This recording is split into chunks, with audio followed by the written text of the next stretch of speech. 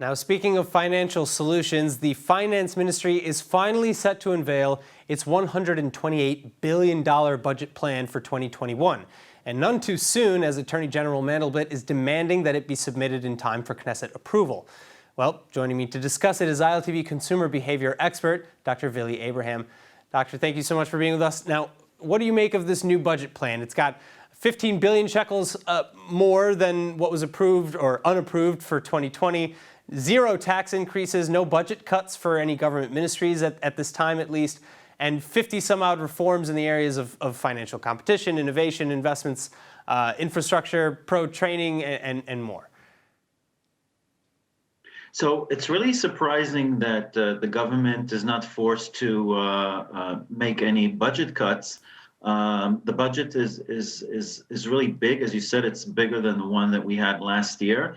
And I think one of the more interesting things is that the government thinks that it doesn't have to cut the budget because there are expectations for economic growth. If we look at projections for next year, the economy is expected to increase somewhere between 4.5% and 5%, which is excellent. And that's as opposed to this year, which when it shrinks by 7%. Yeah, so we're talking about a budget that includes reforms, about 50 different reforms in 4 fields. We're talking about competition in the financial sector, which I think is great. It means that we'll have maybe more banks competing for the Israeli consumer, maybe more companies that will be issuing credit cards. Innovation investment in the high-tech infrastructure, which is great. We're also talking about deployment of optical fibers. We're a bit behind in comparison to other countries as far as the speed of the internet is concerned. Well, and you're talking about all the way out to the periphery as well, yeah? Yes, we're talking about the periphery. And because we're one of the leading countries as far as autonomous vehicle technology development is concerned, we've got to have the best, highest, quickest internet available. Otherwise, we won't be able to continue to be, at the forefront of the technology.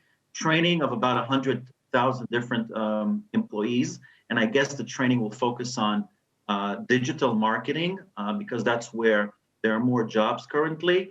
And also reforms as far as import regulation is concerned. And I think this is great because we just heard Benjamin Netanyahu say that he wants to increase competition in Israel. He wants Israelis to buy more domestic products. Absolutely. If you want to do that, you have to increase competition because now as far as ordering online and getting things delivered quickly, we're really far behind the United States. So we gotta push there a little bit. So my final question real quick, do you think that we have a chance of passing it?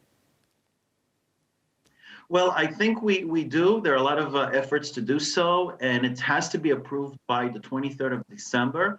Otherwise, Parliament will be automatically dissolved. So I think all efforts are being made by the Finance Ministry and different parties to get this through. Otherwise, we'll find ourselves in the 4th election. And that's something nobody wants because that's in itself very expensive. It costs millions of shekels. All right. Well, Dr. Vili Abraham, thank you so much for your insights. Thank you. It was a pleasure.